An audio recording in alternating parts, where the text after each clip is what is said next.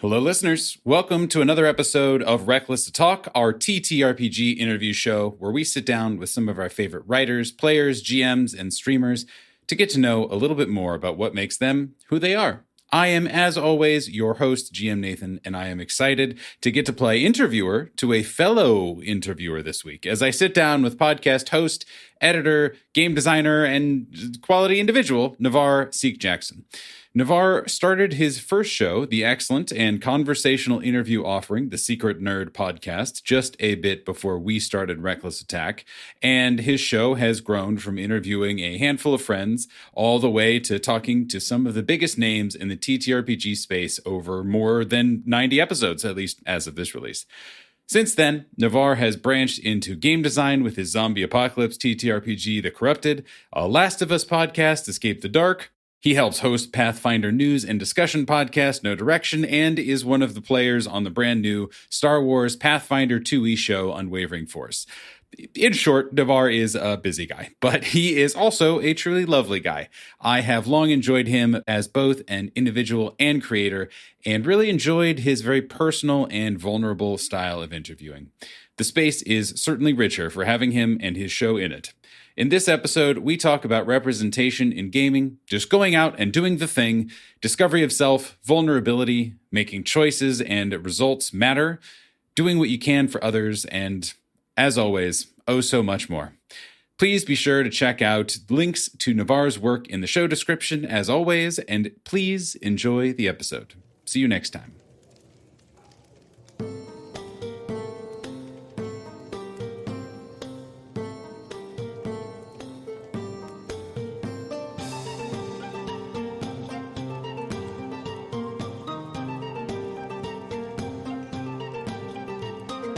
Hi, Navaar. I just thought, let's do a nice, cheery welcome in kind of to the Reckless to Talk experience. Hello, you. How are you today? I'm doing well. Yeah, I am doing well. This is, it's been a good day outside. I got, house basically to myself with my wife. So yeah, chilling. And doing, obviously, the preferred activity when you have no responsibilities, no one around, creating content, right? That's what everyone craves, right? In these exact moments. Yes. Well, thank you for being here. For those who are listening who may or may not know who you are, or just want to make sure that they know about the robust suite of things that you do, could you please introduce yourself, your pronouns, all the projects, etc., etc.? Yeah.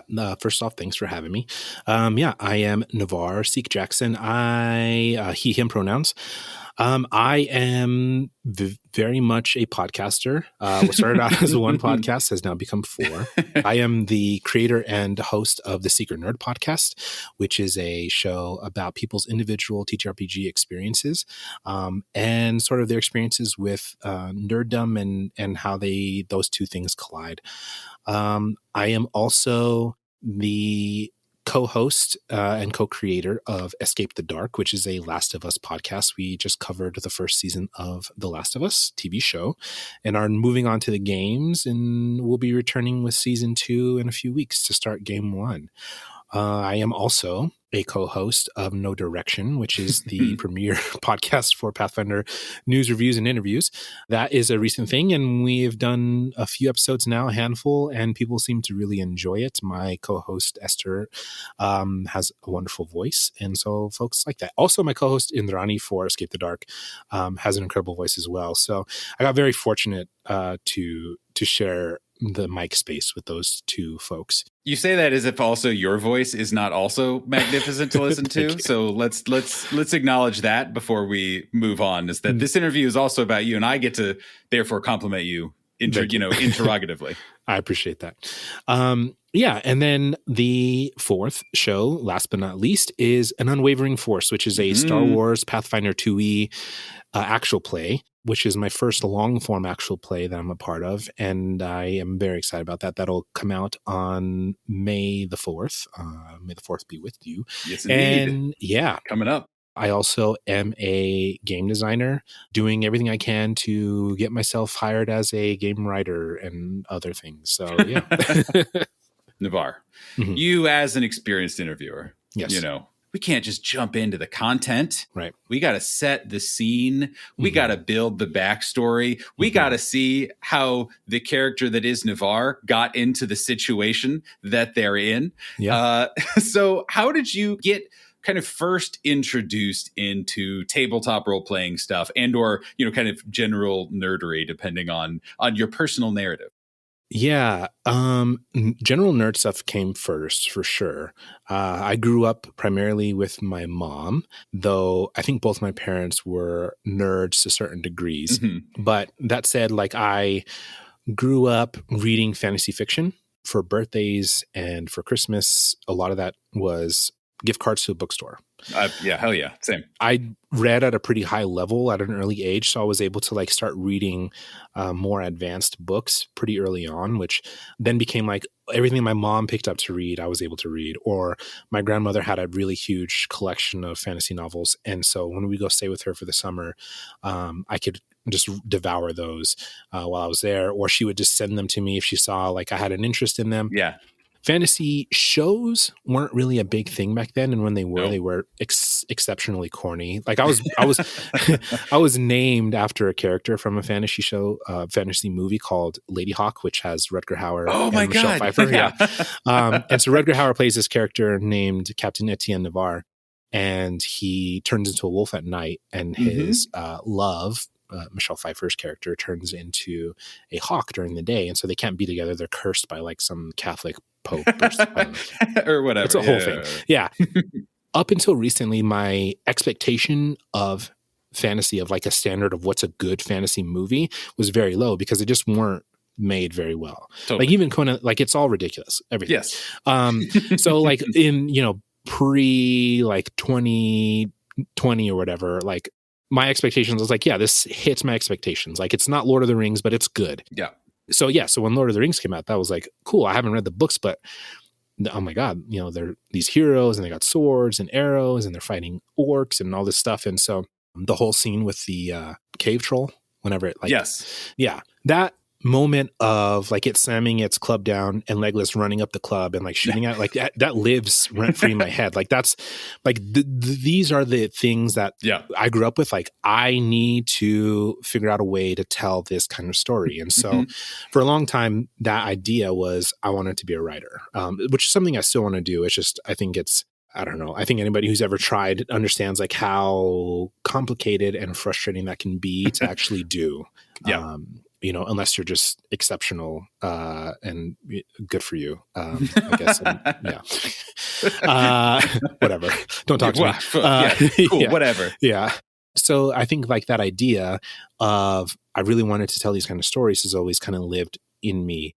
As I got into high school and middle school, I really wanted to do sports. I had basically two older brothers, one biological and one that was just like a very close friend who ended up living with us. And I still consider him my older brother.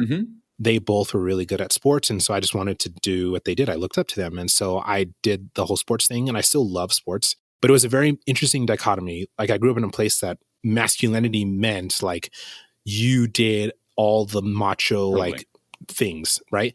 All the things that we talk about, like of toxic masculinity, those are like that was a reality for me that I had to grow up with. And so a lot of the stuff that I really enjoyed that didn't fit into that narrative was just stuff I just didn't talk about. I wanted to read at school and on the bus, but I just didn't take my book all the time. I wrote poetry and all this other stuff, things that like, which are perfectly fine. And you can still consider yourself masculine to do. It just at the time growing up, it just wasn't part of that idea. And so that reality created a sense of what became the Secret Nerd podcast, of this idea of like, who were we when we were hiding from everybody? And what does that mean? The things that I thought I wanted to do are actually things I don't want to do. It's things other people want me to do. Yeah. And what does that mean? And so like, it was a lot of like self-reflection and dealing with a lot of stuff to get to a point where I felt comfortable. Like, who are you actually, Navaar? In working through that, I had a roommate in college. I had two roommates. One of them was my best friend who moved with me to Kentucky. The other one was a guy that we met out there. The two of them worked together, and he would just leave on the weekends, and we'd be like, I don't know where he's going. And then like just be, as what you do in college. Just they're gone. I don't know. But it was like middle of the day on a Sunday. It was weird. But he had a lot of fantasy books too. So we like would share books together. And then some of the books he had were these D&D 3.5 books. And finally he just was like, hey, like, do you guys want to come with me? I'm playing Dungeons and Dragons. And so we were like, oh, what is this? And started looking through it.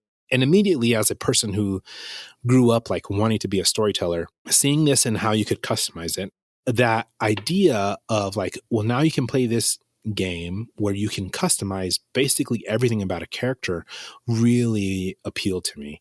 At that point, I think the Eberron stuff had just come out. And so I was like really obsessed with the Shifter, and my best friend played a changeling. And yeah, I was a Shifter Ranger because again, like going back to Lord of the Rings, like Legolas and Aragorn, like those were the dudes. Like that was it. 100%. Like, I want to do cool stuff like these two guys. As much as like a fighter is always like a fun class, like I'm like, no, I need to be able to be skilled with a sword and be skilled with a bow and arrow. Mm-hmm. And if I can't do those two things, I will not play this game with you. Yeah. I have a vision and I need to achieve that vision. I need to achieve that vision. Yes. That is it. Yeah.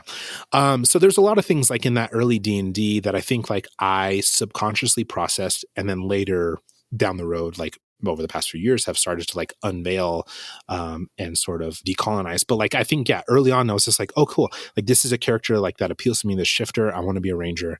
And these are the ways I got to have like a wolf familiar, I think. Yeah, it was great. We didn't play it that long just because I ended up moving back to New Mexico. And it was like, I want to say like 9 years before I got to play again. And during that time, I kept like coming back to it. And I'd be like, hey, like trying to get my friends to play games. And they're like, oh, we don't have time for it. Or we want to play Call of Duty or whatever. And I'm like, fine. All right. I'll just keep waiting, I guess. I eventually got to the point where I was like, well, let me see like if there's a way to play online. And then I was like, okay, well, Roll20 is a thing. Let me see if that can work. And my first experience with Roll20 was like, it was too much for me. Oh, it still is too much for me sometimes. Yeah. I'm very much an introvert. So the idea already of playing with strangers, like I don't like to play MMOs. Like I don't like none of that stuff. I was like, I don't know. And then like you go look at the games, and it's like, cool, we're going to play in this game. All of our characters are going to be like doing sexy stuff with each other. And I was like, no, I don't.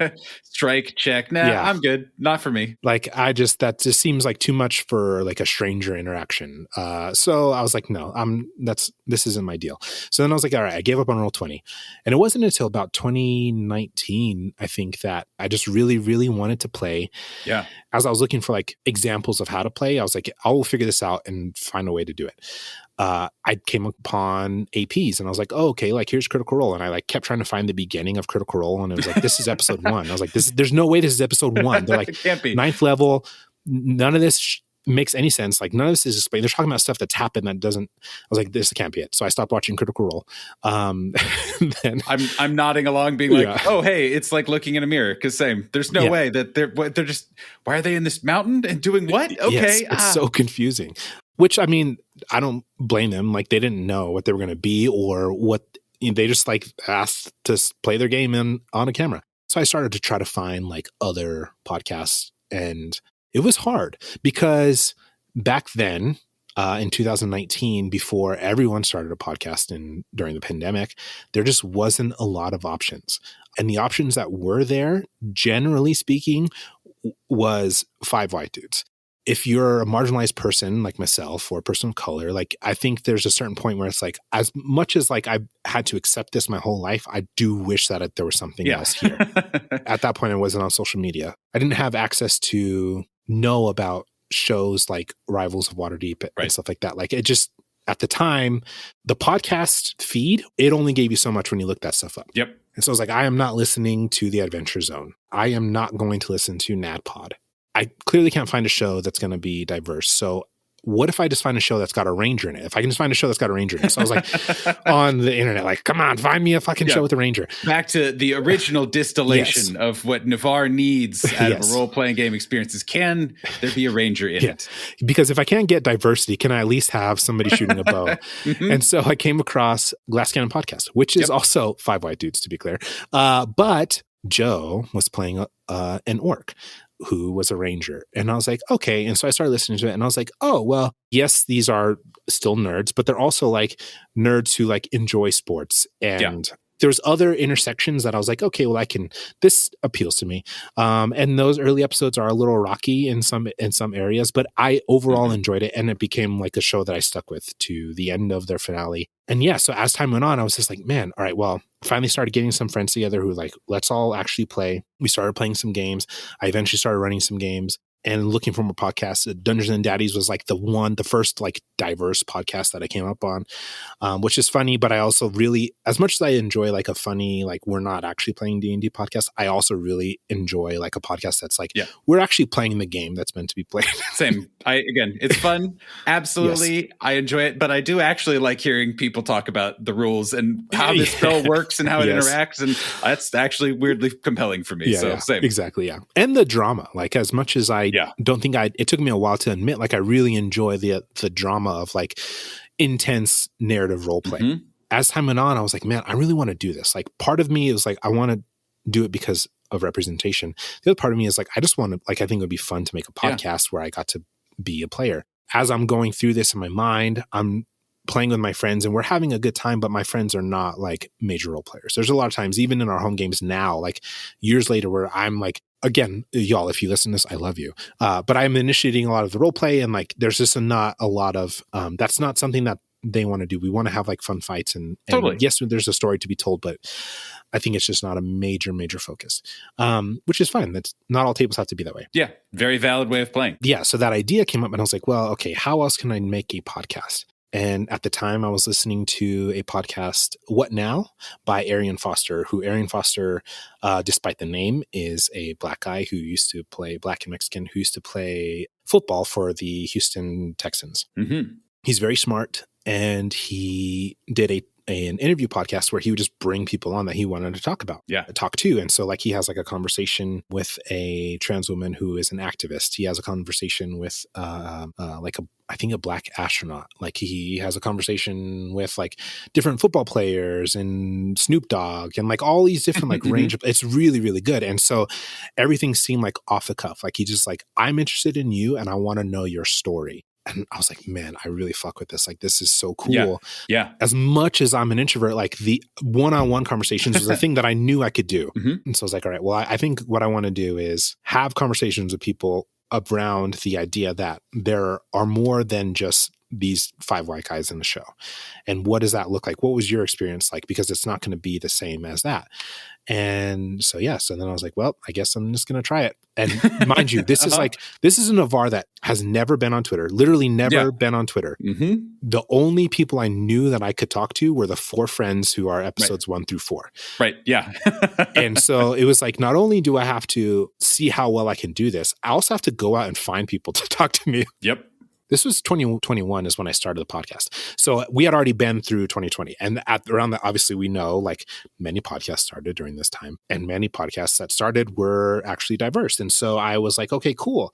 I jumped on Twitter and Blackness and Dragons was one of the first shows to follow me. I was like, incredible. This is an all black. Oh, this is fucking so cool. Yeah. I reached out to them and I was like, hey, like, this is what I want to do. I'd love to talk to one of the people in your group about your experiences. And I think after that, it just sped up.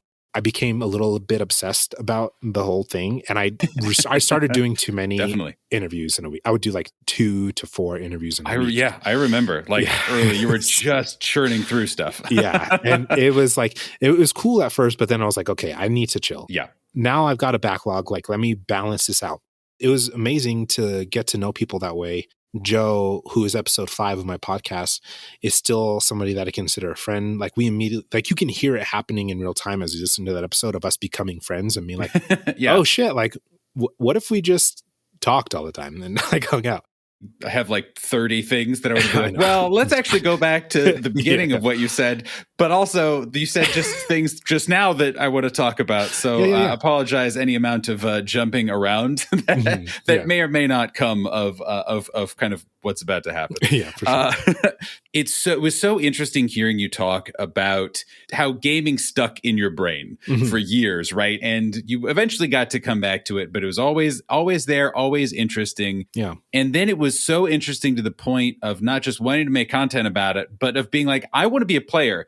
But I want to be enmeshed with this so badly that I'm not going to be a player. I'm just going to make a show and I make the version of the show that I am like able to make as a single person. That of course is interesting. And like, I have other influences that are inspiring me to, but for you, and maybe the answer changes kind of across the spectrum of Navaarness, but what about gaming and what about tabletop games? What like lit such a fire in you that you were attacking it from so many different angles? You're writing them, you're doing interviews around them. You're a player now. You're doing all kinds of stuff. Yeah. So what's at the core of that love and passion for you? I think it, like, if I were to like put it into one word, it's probably story, right? I love the idea of creating stories. Like I said, I wanted to be and still want to be a writer. I love engaging with my creativity in that way. In so many ways, like I can end up being the forever GM. And I think part of that is just it's easier for me. As much as I love being a player, there is a real part of me that I have to tell, shut up, because I am constantly like, oh, like, hey, GM, I know, like, here's a great thing you could do for this character. Like, this is not my character. I am not the GM. Just shut up, Navaar. You know what I mean? Like, and I can't help myself. Like, I'm just constantly thinking about like, oh, this is how I would shape this story and help lead. You know what I mean? And so again, it is one mirror talking to another mirror, being like, yes, that sounds vaguely familiar. Yeah, I've worked on that and I think I've gotten better. But I think that that's a very real thing. And so like as a GM, like that's what's great. Because as much as it is a shared story, the world and the situations are really built by the GM, right? And so that's a lot of fun for me to be able to, create these situations, create these scenarios, set up stuff to allow the players to interact with it and build on that story that we're telling together. And I think like what I really love about the interview aspect of it is because it is stories. Like I love learning about people. Even if it's a person that's like, you only have 100 followers on Twitter, like you still have an interesting story that we can talk about and tell. And I think that that's so amazing and fascinating. And selfishly, like I think, first of all, I think if you're making up something, you should love it. Yeah. If you don't love it, I don't recommend making it. And so even if I didn't have, which I don't have a ton of listeners to be clear, but like even if I didn't have the listeners that I have, I would still enjoy making the show simply because I get to hear people's stories. It's a platform and people enjoy getting the opportunity to tell them, which I think is amazing. Like it's sometimes easy, right, as an interview host to like take for granted also what the other person gets out of it sometimes. And I don't think it's true for every person. Like I think there's plenty of people who have like, I've been interviewed a million times and this is whatever. Totally. But I think there's plenty of people who are like, damn, like I feel like I do cool shit and nobody ever wants to talk to me about it. Yeah. And now this person's reaching out and being like, I actually want you to talk about this. Please go off. Like, and like so, just consider any dungeon master, how desperate, or GM or whatever, how desperate they are to talk about their campaign, but they can't with anyone. That is what you get when you talk to someone who really wants to tell their story in an interview. And it's just glorious. It's the best. Sure. As much of TTRPGs has aspects of it that are sort of universal, there's so much of it that is just unique to each person. Yeah. Which I really love talking about, like the aspects of identity and how that plays into TTRPGs, because that really is like, for one, I think there are some people who are still working on that, and maybe listening to somebody talk about their experiences can help them, how this might look for them or how this playing these games can shape that for them. It's just good. It's representation. It's another way for us to hear about like the ways that we are still special, but also share something with another person, right? We may not get to the end result the same way, but we still had a journey, and that journey is important. And for you, and again, you can take this however you want and however you deem most interesting. Yeah. Thinking back to young Navaar with piles of fantasy books and a library going through and all that kind of stuff, all the way to now, and talking to people and making your own stories and telling stories through game design, through all that kind of stuff. Have you noticed patterns in the kinds of stories that you enjoy either telling or experiencing or even asking people about, that you kind of speak to you for whatever reason? For sure. So one of the things I didn't mention was that I am a kid who grew up obsessed with logic, the idea of like deductive reasoning. Yeah. I didn't get like fully exposed to Sherlock as a character until much later in my life. But I did like have early experiences of like him popping up in other media, like Scooby-Doo, for instance. Yeah. As a cultural like figure. Right. Yeah. Yeah. So as a kid, when I first learned the word logic and what that meant, I was like, oh, this is the thing, then why are we doing anything else? Which like that's a fine thing to say, right? But in practice, it doesn't always work. You're still a kid. You still don't have a fully developed like prefrontal cortex. Like you're still going to screw up and have emotional reactions, or you're not even screwing up, but you're still going to do things in a way that isn't logical. Yeah. But I think using that as like a sort of basis as like a life philosophy to help me like not only like live and enjoy life, but also survive in cases where like I literally needed to survive. Logic became a very important thing for me. And so like learning that there's this character who's like super brilliant and uses logic and can solve all these cases and, you know, has this mind for stuff that nobody else has a mind for was something that I really loved. This is going to sound like a humble brag, but like, I don't know how else to say this. I've always really like related to characters who are like super, super smart and use that as like their superpower. Right. So like Beast was like my favorite X-Men. Sherlock is like the Vulcans in Star Trek, like things like that, where I was like, okay, this is a character that I love. So all of that to say, mysteries were something that I really, really enjoyed in terms of story. And the other was creative ways of solving problems. Yeah. As a storyteller, as a GM, as a game designer, I enjoy creating games and scenarios and situations in which there is some sort of mystery or a ton of tension and multiple ways to solve a problem. In the adventure that I wrote that's on Pathfinder Infinite, like there's multiple ways you can go about doing this one shot. And I love that idea of like writing it in, because there is, to an extent, like every table is going to improvise a certain amount of things. Right. I don't really care for the idea that like, yeah, we all had a different journey and that's fun, but we all still came to the same result. Like, I'm like, okay, well, what result did you come to? Because I think that says something about like the game that you just played, and having that conversation with somebody else and be like, oh, actually we got a different result, right? Like that's what like appealed to, I think, so many people about like Mass Effect, for instance, before they decided to do away with decisions for most of 95% of Mass Effect. Yes. But you know, so like that idea of, oh, like if I do this thing, then this has this effect or whatever. I really, really love that. And so for me, that became something of a way of how I can look at it. So as a GM, I'm like, cool, like I'm going to give you a bunch of different options and paths, and you can play these out. And depending on what those do, like there will still be things that happen in the background, and you can, you know, X, Y, and Z will happen, which I think does two things. One, I think it creates a lot of fun. I enjoy creating tension for characters and for players, and seeing the players sweat about like the scary goings on in the story. Naturally.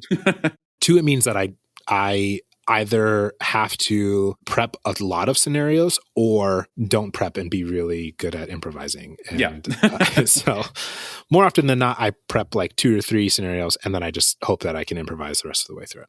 And then thinking of kind of the stories that you are getting from your guests on Secret Nerd Podcast, are there any that you particularly either try, obviously knowing the theme of the show, right? Of being like, who were you in your like, you know, in your secret nerddom, and what was the version of you had to hide and that kind of stuff? Is there a particular kind of things that you enjoy giving a platform and a kind of space to talk about on your show?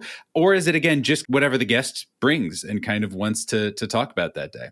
Yeah, I think it's a little bit of both. Like, I think like the benefit of primarily talking to people who come from marginalized backgrounds is that there's always like one aspect or another or multiple that we can talk about that I think is important to have those conversations around. So like, you know, like if you're a person of color, how does that interact with you being a nerd? Because in many cases, and that's one of the fun things that I've learned, is like some people are like, yeah, I've been a nerd since the 80s. Nobody gave a shit.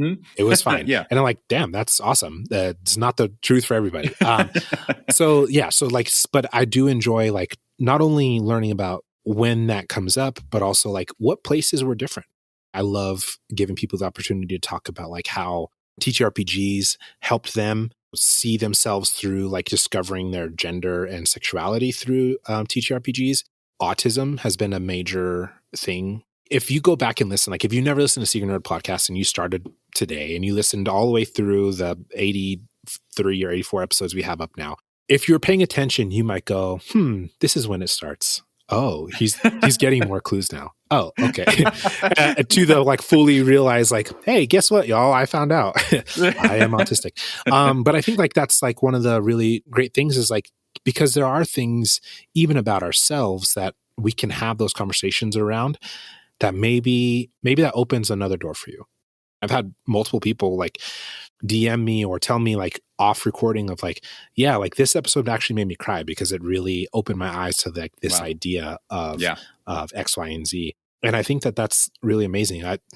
Episode 7, I want to say, I had another friend on who was already a friend before the show.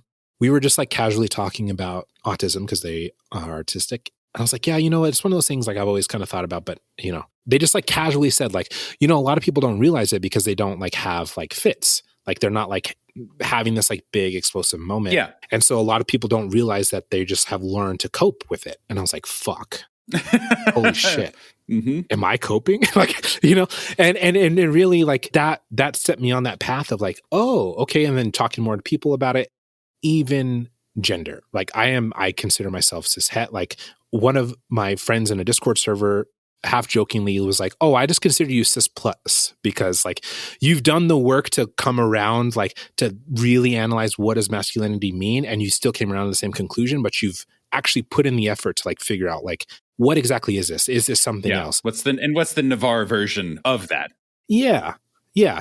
That for me, like to hear that from somebody who I trust and respect and to like look at this journey and this conversations that I've had, because in so many ways, like me and a lot of the guests are being very, very vulnerable. Definitely. I make an effort to be very vulnerable on my show because I am fine with it. And I think it's important for people to hear that. 2, I think it also helps as well. I still do it, to be clear, I still do it genuinely, but I do think it also helps because when you're vulnerable, other people feel like, okay, now I also feel like I can be vulnerable. And so we get to have a lot of really deep, wonderful conversations. I love that idea that I can have these discussions about the things that like make me cry and like the things that I love that aren't traditionally masculine and all of this other stuff, and still be who I am and still have these declarative statements of who I am, but also like know that like, yeah, it's also something that like I think everybody should think about, right? Even if you do come back to the same conclusion, there's nothing wrong with that, right? Like having thoughts about like, what does gender mean for you doesn't mean you're going to all of a sudden wake up tomorrow and be non-binary, right? Or whatever. Like it just means that like you have a real critical thought about, what does this mean? You have a thought. Yeah. And so talking to people who weren't assigned male at birth about what masculinity means when they also consider themselves masculine in some way. And so like, I think like those conversations are just, it's hard to give that up. I enjoy all of the stuff that we get to talk about on the show. It's something else when people are willing to share that much and be vulnerable in a space and trust me to take care of them as my guest in that conversation. So yeah. Just the whole time you were talking, other than, of course, I was listening to, but active listening. Yeah. I remember, and this like just stands out to me, just like I think about it all the time, just like in my life. And I remember, and I don't remember exactly when it was weeks, maybe months ago, but I always hate saying this. You had a thread on Twitter. It's the worst sentence any human being can utter when talking to another human being. But so it goes. Yeah, no, you're good. You were talking about kind of your experience as an interviewer and reflecting on your growth, on your approach, and just how you kind of go about it. And specifically, something that you talked about in this thread and that I certainly noticed listening to your episodes is that you are part of the conversation. Yeah. You very much are telling your own stories and kind of bringing yourself to the conversation.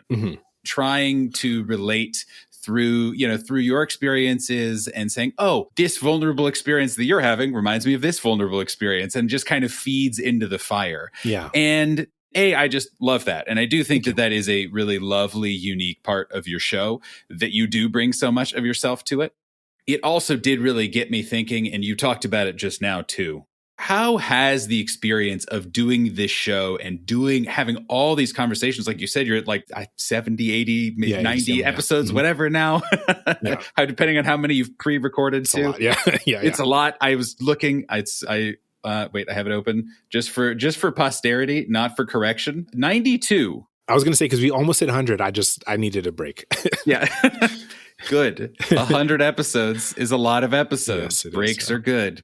How has the experience of doing these interviews, especially in the way that you're doing them, which is bringing so much of yourself to it, treating it as real conversations and real human connections with vulnerability and with fun and with all these other things. Have you been changed by that experience, and how so? Or have you grown, or just what have you learned about yourself or your place in the world? Definitely have changed and grown from it. I think like what's interesting is like when I first started it, I just did that, right? I just shared my experiences. I didn't know any different. And I think it was like, the shitty part about being on Twitter is you see so many different takes. And I do remember somebody basically complaining about autistic relating, which is how I framed that thread that you're talking about.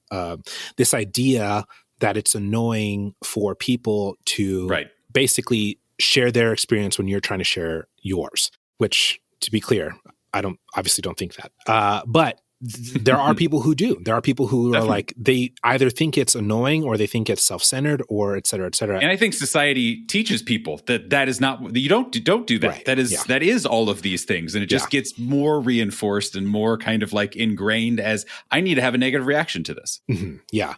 When you start to look into it, you realize that like people who do this, we're doing it because it's our way of showing empathy. Yeah. Right. We are empathizing with you. And the way that we know how to do that is by telling you a similar story of how we were similarly affected.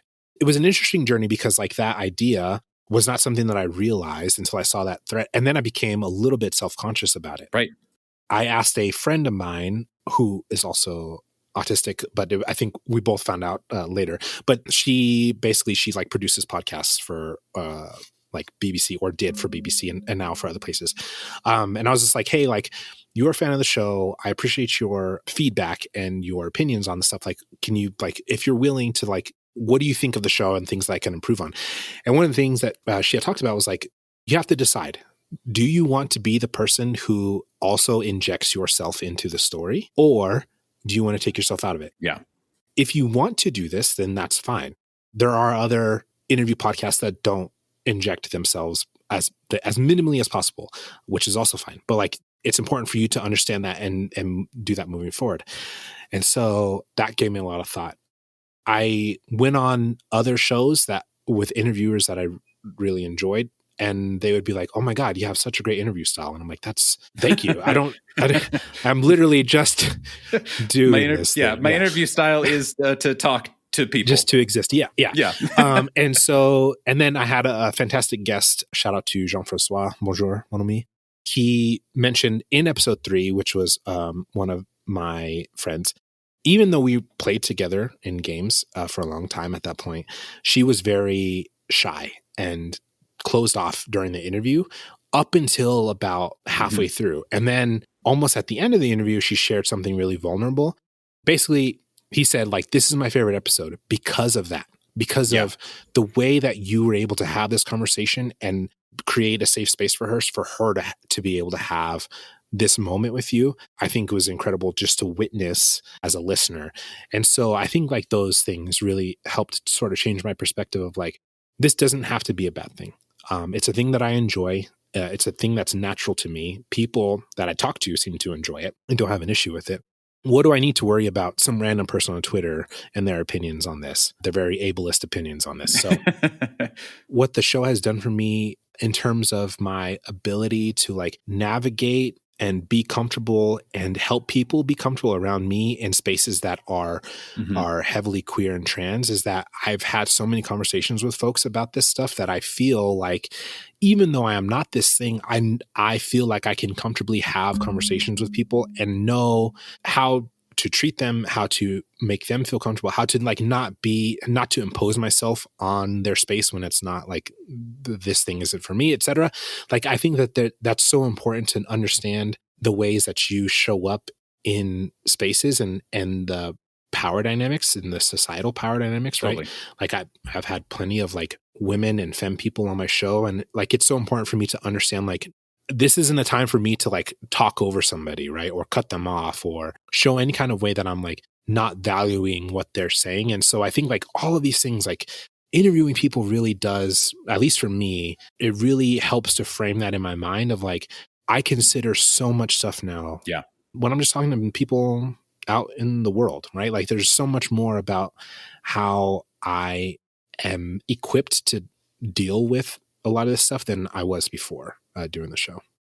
I often really appreciate my own experience in doing it as just getting injected with so many different points of humanity that I just like, you can't help but absorb some of it, you know? So even if you're the densest, least aware person ever, you, at least if you're just having these sorts of conversations with a huge, diverse amount of wonderful people, you'll pick up something, hopefully. Yeah. I mean, like, I think like a great example of this is I'm going to pick on my best friend a little bit. We live in the same city. He's social, but he's like work social. Like if he's got like friends at work, that's who he chats with, and like works in an industry that just isn't very LGBTQ friendly, to say the least. For him listening to my show, I think I can see the progression of him like understanding like, no, actually like this is the pronouns that this person wants to use. This is the way that they wish to talk about these things. And like, so for him, like a lot of that is becoming, it seems to me like a lot of it's becoming normalized, which I love to see. Because even if it's like him and I just in a car, right, I'm still going to correct him on some of his pronouns. And I think that's so important because that way, whenever he's out in the world or I'm out in the world, like we've practiced this stuff already. So it's, you know, we're not constantly misgendering people when we understand what they want to be called. I think that's a very important thing. Mm-hmm. You really do yourself wonders when you expose yourself to a lot of stuff, because then you understand how people want to be treated and you get more in depth about like what that actually means to them. And you can see it on their faces, and especially in an interview when you have cameras on. Always put your cameras on. I mean, always within reason. Some people aren't comfortable with that. Totally. Cameras are good for conversation. Yes. I'm just going to say that. It is nice. We say as we are looking at each other through webcamming. Yeah. Yes. Yeah. So another thing, and definitely this is my kind of guiding principle too for Reckless to Talk stuff, is only inviting people who I'm interested in. Mm-hmm. If I'm not already kind of on board and interested in your stuff, it's not gonna. I'm at least I need to maybe jump in and then witness it, and then maybe we'll talk about coming on. Yeah. So for you, again, having done it now for 92 episodes, what excites you about a guest? You know, like what is there something where it's like, oh, I've seen this person's work and I'm interested in this thing, or just, oh, they must have a wealth of experience? Or is there something that, again, you kind of notice is a common theme for people that are really exciting that you're like, I'm going to shoot my shot. I'm going to slide into their DMs. I'm going to do whatever I need to see if they will be on my show? I think it varies so much. A lot of times it's like I watched them in a stream or something where it's like, oh man, that was incredible. Or it's like, this is my favorite show, like Transplaner, and I'm me trying to have everybody from Transplaner on the show. Sometimes it's as simple as you were friends with somebody that I know and I listened to something that has nothing to do with TTRPGs, and you just have a fucking cool voice and I want to know your story. Like my friend Reggie, who like is a voice actor who's like, he just started a couple years ago or last year and doesn't have a ton of like a huge following, but his voice is so fucking good. And he's a really good actor. I don't care that you don't have a ton of followers on Twitter. Like I want to know what's up. Like I want to hear how this happened. Totally. I want to hear about like how you got into voice acting.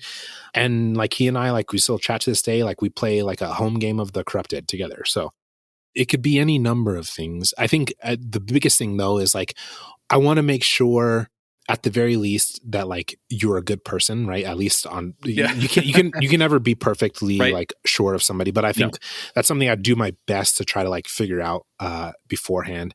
Yeah, and you do like something that I think would be interesting to talk about. Sometimes it's, you know, people who aren't on a ton of APs, but they just play or they write games that I think are cool and interesting, and I want to know about like how that happened for you.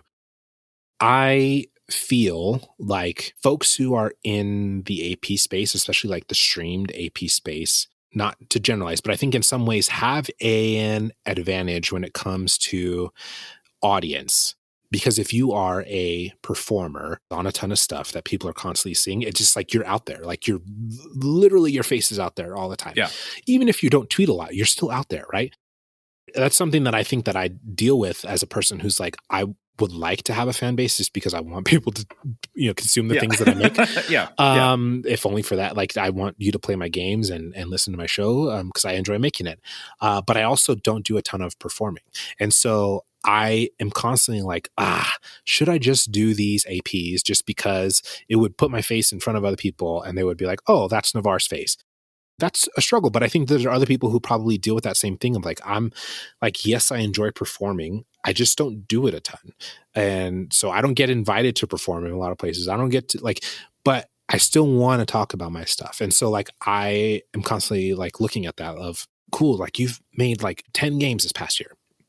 How does this happen? What does this mean? Like, what's the future going to look like for you? And talking to people about that idea of like, what actually do you want to do in the space? Because not everybody wants to be a game designer or a writer or even a performer. Some people are like, I perform a lot, but I don't want to do this shit all the time. Like I do it because it's fun. But if you were like, yeah, what if I could pay you? You'd be like, actually, I think I'll stay with my day job and just do this on the side. And that's perfectly fine too. So I just enjoy getting those perspectives again for myself, for the audience to look at that and be like, yeah, I think that's really cool that this person is doing things this way and they still had a chance to talk about that. So you have your ideal guest. They've been booked. You've again successfully slid into DMs or accepted DMs or whatever, you know, whatever variety of coordination is involved. We have talked about it, I think, certainly before the show and maybe during the show. I can't remember because we've already been talking about a bunch of stuff. You've said that you're not someone who over prepares, kind of going into the interviews to keep it conversational and just kind of chase what's interesting. Yeah. But in term, knowing that it's not literally sitting down and like, you know, poring over questions and whatever, what do you do to kind of get ready to sit down and have a conversation with someone? Even if it is just as simple as what's the mindset that you kind of try to bring and what are the goals that you try and kind of accomplish, if any, during your conversations? Yeah. So yeah, like I said, there's not a lot of prep that goes into this. Generally, if I'm reaching out to somebody, I have an idea of the projects that they're on that I would like to touch on. And then outside of that, it's really just like, I might like look at like, does this person have some kind of like intersecting marginalization? And do they talk about that on a normal basis? Is that something that they even want to discuss? The stuff that I'm already familiar with, and then try to have like a cursory knowledge of the stuff that I'm not familiar with that they do. Schedule it. Hope the scheduling goes right. Try not to have anxiety about having a thing scheduled because that's an anxiety of mine. And then it's just go. I go off of feel a lot in the conversation. Yeah. If the person takes off with that thing, then I'm like, cool. I know that there are these 4 other things, these projects that I wanted to get into, and then that's it. When we get there is fine. And that could be 5 minutes. That could be 30 minutes, right? So when it's 5 minutes, then that's when I have to get the most creative because some people are very just straightforward and they just will say the thing and there's not a lot of story involved in that. And that's fine. But it just means that as an interviewer, I have to really do more work to be like, okay, I need to pull more stuff out of you. So how do we get there? I think the hardest ones are like when it's like a big name person. I don't want it to be the same interview they've already done. Yes. With someone else, totally. Which depending on the person, like can be difficult. Your like 9th episode was like B. Dave Walter or something. Like it was like, I think it was like 11 maybe or something like that, which is someone who's done a lot of tabletop role-playing game interviews. Yeah. That's an interview where I'm still like, I don't know if I I don't know how much of this I got new for anybody, but it was good. It was a good experience to like really frame for me what to expect to a certain extent and how do we get there. What perspective am I bringing to this? Yeah. Or what question do I feel like hasn't been answered that I can attempt to talk to this person about, even if like the other 45 minutes of this interview is things that they've already said before. Yeah, right. There's always value if you are interested in talking to that person. I don't do interviews that I'm not excited about. Yeah. Like, yeah. And I try to tell everyone who's on my show, it's like, you would not be here if I did not like deeply, deeply want to talk to you. I don't, it's not favors doing. It's just an excuse to get to talk to cool people. That's why I do it. It's awesome. I'm not asking for like your favorite interviews or you're like, oh, who was your favorite guest of all time? For a lot of reasons, because like I'm not actually interested in that. And also that's an impossible, terrible question. 100%. Especially after 92 episodes. You started, I think it was like June 2021, maybe July something? 2021. Yeah. July 2021. What are those J months? Names? Yeah, exactly. But were there any moments from interviews or experiences from interviews that really kind of shifted something in your brain? Either in the moment where it's like, aha, or just that stuck in your brain, or that you kind of look back and be like, wow, this was really meaningful for me to get to have this sort of a moment in in this context or anything. Yeah. I mean, I think some of the ones I've already mentioned. Yeah. Allegra from Mayday Roleplay, who I love deeply. Wonderful. We had a whole conversation about like gentleness does not have gender. That was an amazing conversation. Getting to interview both Connie and C, I think was another one. Like Connie was another one that I had already listened to multiple interviews by him. And I still was like, I feel like we were able to touch on some stuff that at the time they hadn't talked about. And it was, that was a really good one. And then C, I think just came in, and that was like one of those early ones that I remember where we just got like really deep into some stuff, and it was just like an amazing, like walking away from that being like, fuck, that was so like good and vulnerable and just such a great conversation. Zakia, also from Mayday Roleplay, was another great moment. That was another like Navaar's realizing he has autism moments. Quinn Murphy, he was the first person I think to convince me that I could be a game designer, because he was like, and this discourse happened literally like a week ago in TTRPG Twitter. But basically he was just like, look, if you're a GM, you're already game designing. And I think was the first Black game designer that I had talked to, which was really impactful for me to be able to like, sort of see it and believe it and understand like, oh, like, yeah, this is something that I can do. And then Quinn ended up, becoming like a mentor for me through game design, and which was a really incredible experience. God, but there's so many. Like, yeah, I think like I've had a really big slew of like, it's impossible. To really Josephine, who became like a really close friend of mine, who is also on my Corrupted stream recently. Incredible. But there's a lot of like little moments and then like full on conversations, and I'm like, this is going to live with me forever. Like like maybe you have this too of like, there are comfort episodes where I'm like, I just want to go back and listen to this again. I know exactly what's going to happen in this conversation, but like just everything about it, like the vibes are perfect. And that's, I really love that.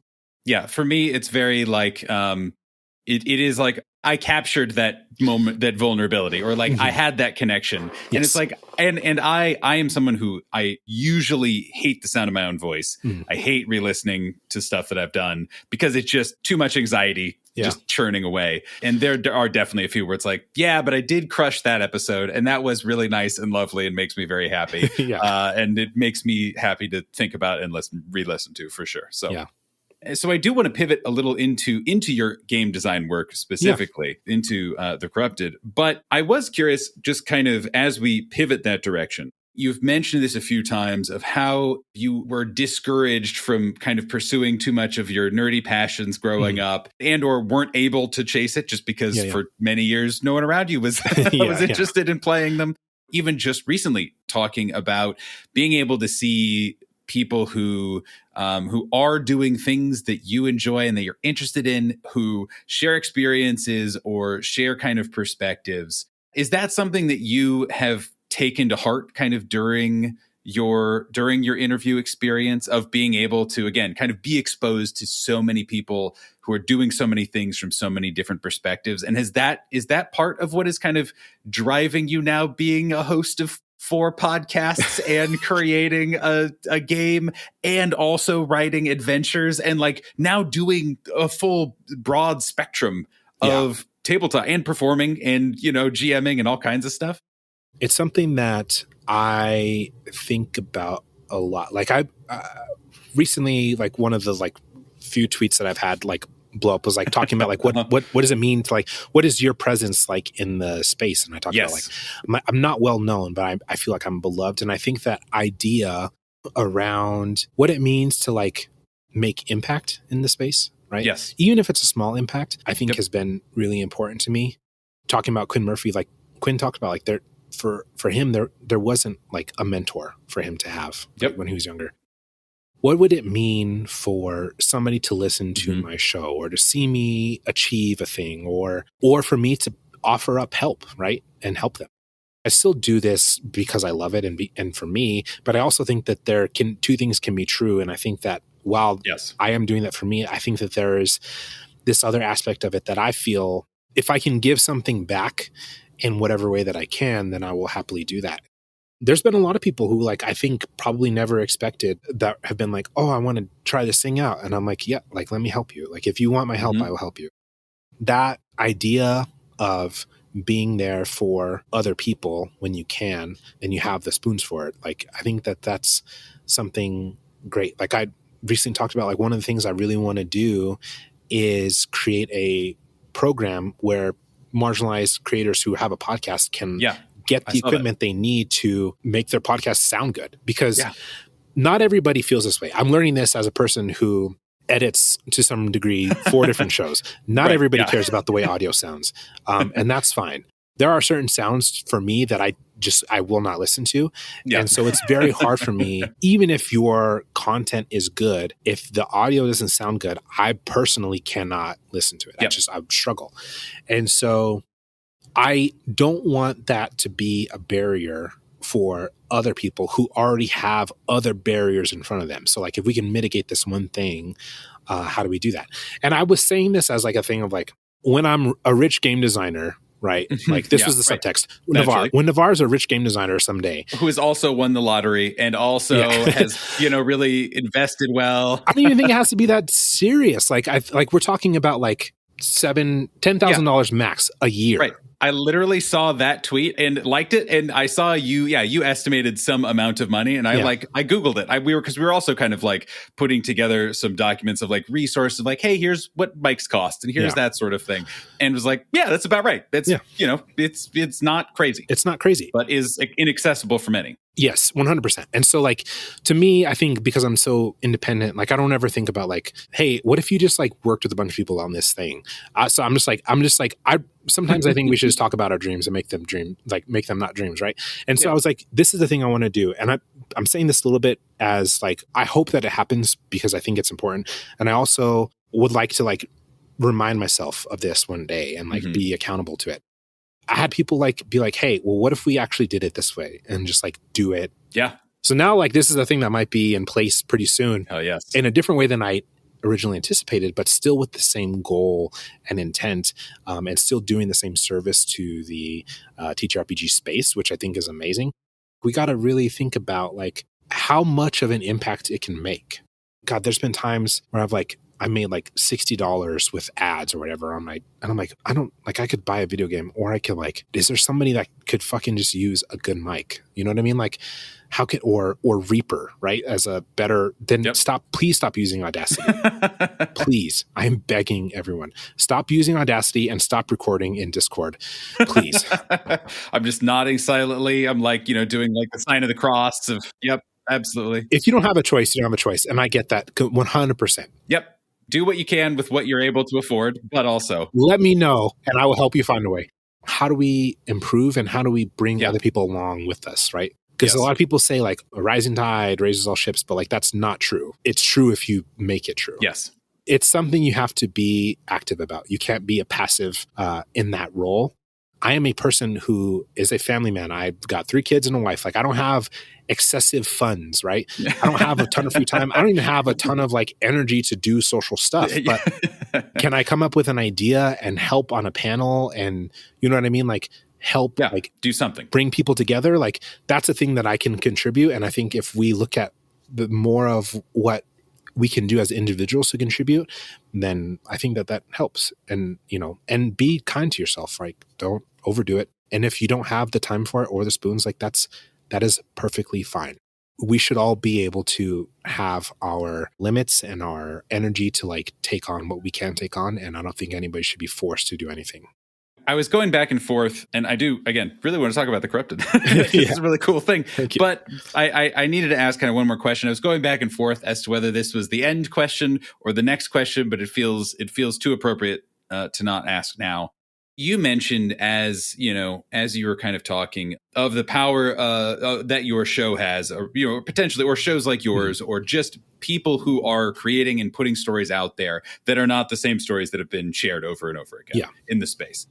What kind of impact do you think your show would have had teenage or college Navaar come across it, perfectly as is, and just like, oh, someone else magically made this show that, they shared the same name as me, and isn't that interesting? But I'll still consume it. Is that something that you've thought about?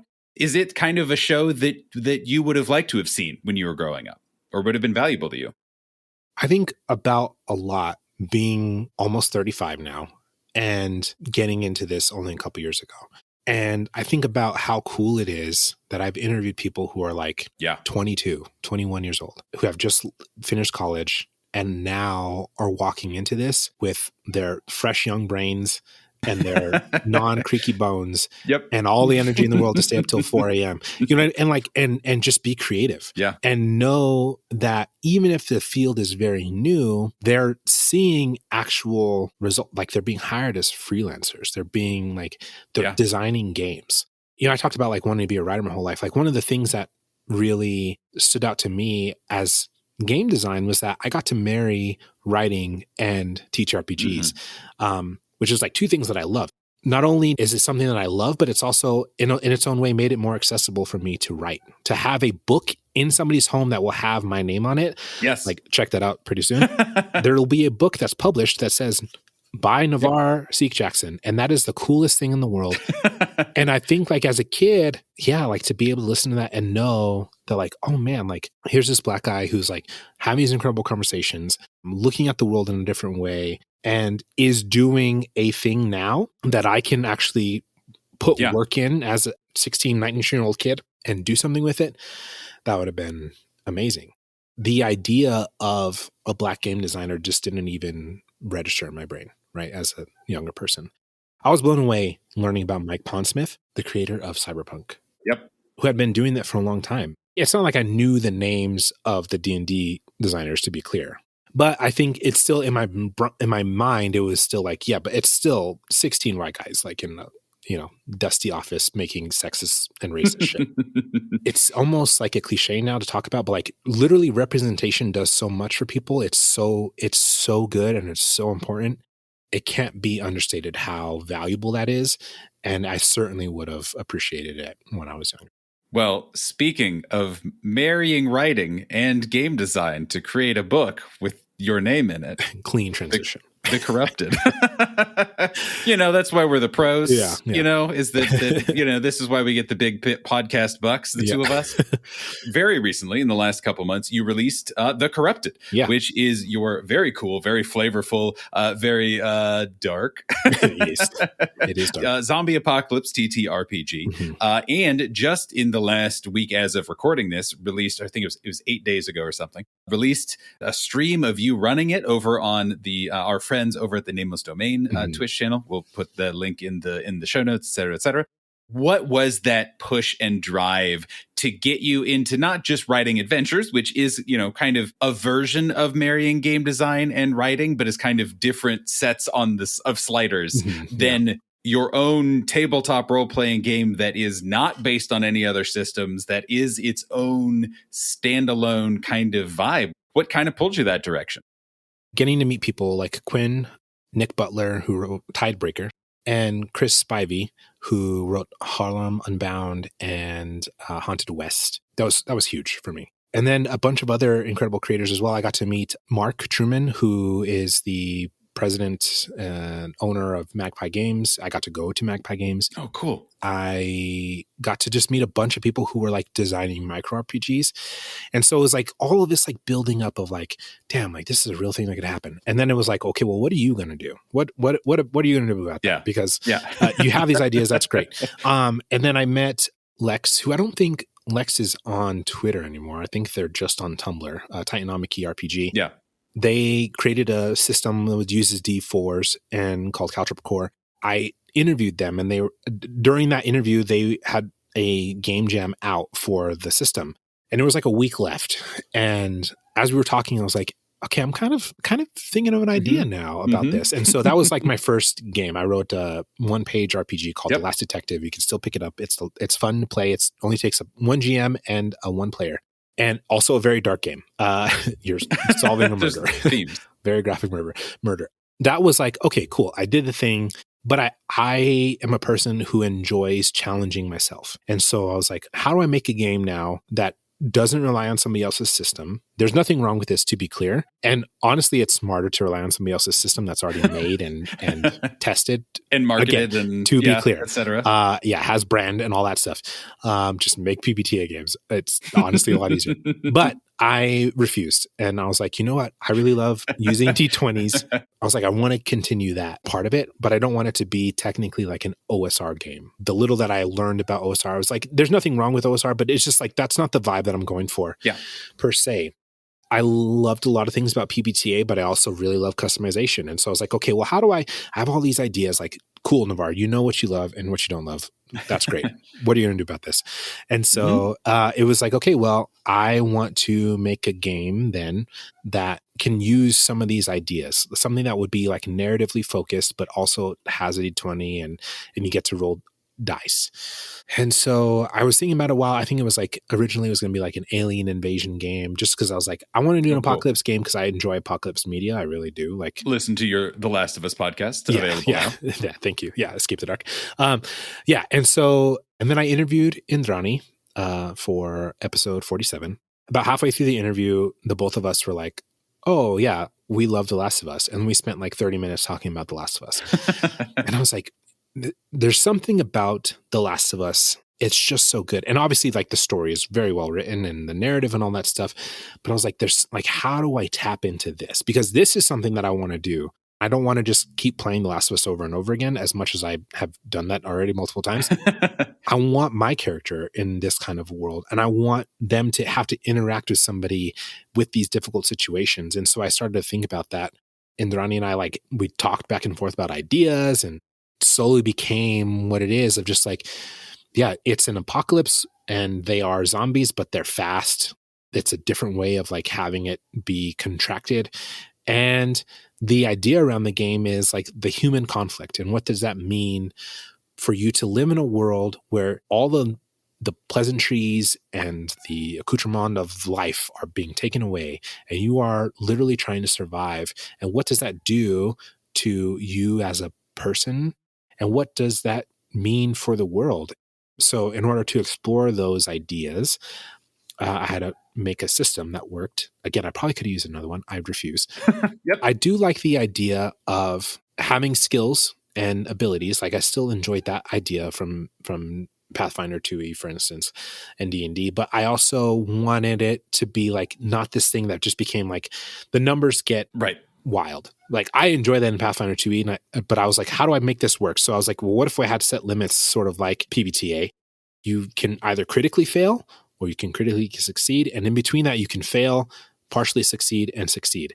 And those variations of success determine how much of a thing happens, or if it doesn't happen at all, and how bad it is when it really, really doesn't happen. I wanted to like think about like, what is it like to like have a cinematic narrative play? And so like taking out turns in a round, there's still rounds, but it's like, well, you just do what you want to do within like 6 to 10 seconds. And that's the thing, right? Sort of like borrowing that from Delta Green, for instance. The one thing I really don't like about D&D and Pathfinder and even Delta Green to an extent. Like, I think Delta Green does a great job of this, but like, even like when you critically fail, nothing generally happens. It's either like dealer's choice where it's just like whatever. But I was like, but what if like you had to deal with that? What if like you critically failed and that changed the story in a very dynamic way that could be scary? And so that's where I came up with the compromise condition. Mm-hmm. And the idea basically is like, once you're compromised, your focus now as a player is, I'm not trying to necessarily kill this thing. I need to survive. So what's the best option for me to survive? Maybe it is beating the monster. It might also be getting out of dodge or trying to. And so, and what does that look like to try to get out of it? And so because you're playing with another person, what is that person doing to help you?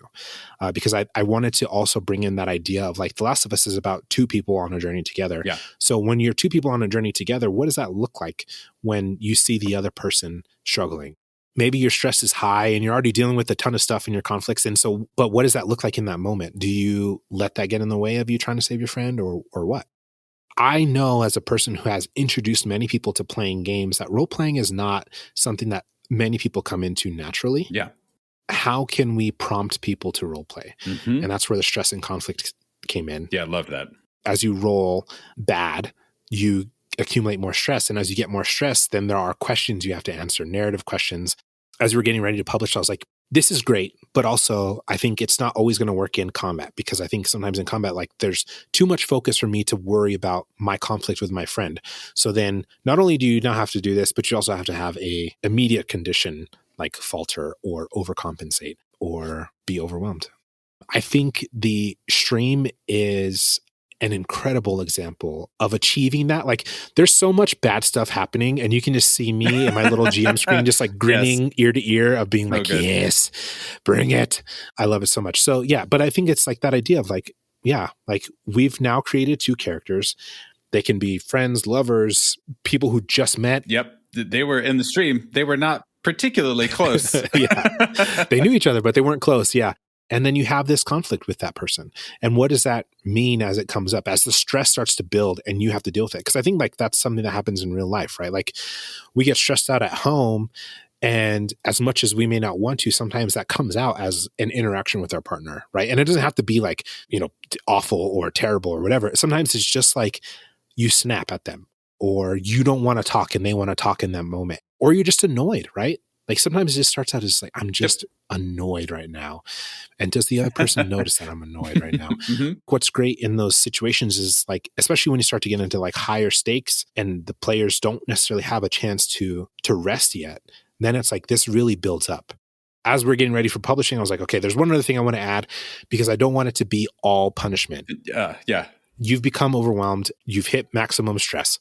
What happens now? And so what I did was create survivor boons, which is after you've become overwhelmed and you've reduced that stress a little bit, you can then take on this boon that will allow you to increase one ability by 2 in certain situations, which then makes you a little bit better at this thing because of the trauma that you just faced. So you are a survivor, therefore you surviving has at least a little bit of benefit. It's not just all toilets. Yeah. And I think like that came from like the idea of like, without going into details, like I have hypervigilance. Like I am very much constantly aware of a lot of things to make sure that I am not in danger. I don't always think of it as a bad thing. I just think of that I'm prepared. But if there are people who it is more debilitating or it can feel like a bad thing. And so I wanted to like allow for here's this thing that's going to help you survive. It sucks that we got here, but this is in the game, at least, is a mechanic that is going to allow you to be a little bit better at a certain thing moving forward. And the players get to choose. And then if you get overwhelmed again, you can choose a different one if you want. It sounded like very early. You're like post-apocalyptic game. That's what I want. That's what I want to do. That's the vibe. Yeah. It was funny rereading it, re-going into it this week kind of to prepare. It is like very specifically is like a pathogen based thing. And is very like, not a lot of people paid attention to it or really took it very seriously, which was just like, I just laughed to myself and cried a little, but laughed mostly. Right, yeah. But so what kind of about that genre and about this kind of setup was so interesting to you that you just kept pulling and kept kind of adding these systems to make it capture that feeling? Like what kind of drove you to keep, kind of chopping away at it? I think like the appeal for me is that I don't like people. And so if there's less people in the world, then it's a better place. Oh, No. great. All right, next question. Yeah, next question.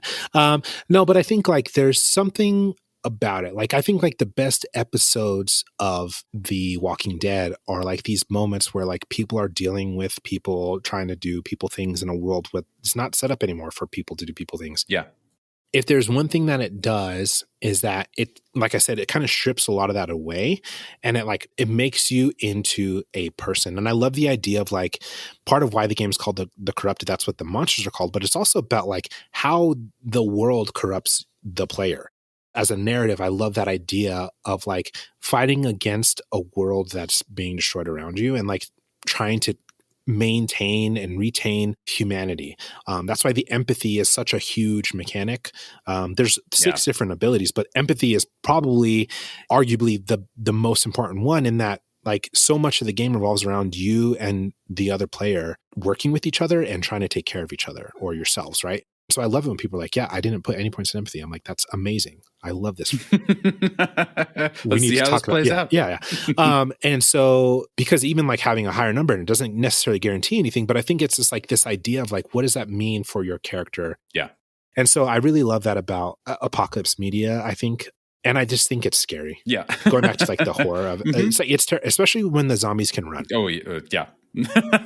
In The Last of Us, there are so many across both games. There are moments where the game makes you run, and I, as a player, am like, no, yeah, absolutely. There's no reason I'm staying here. Like, this running is the most natural thing my character can do right now. I am spamming the sprint button.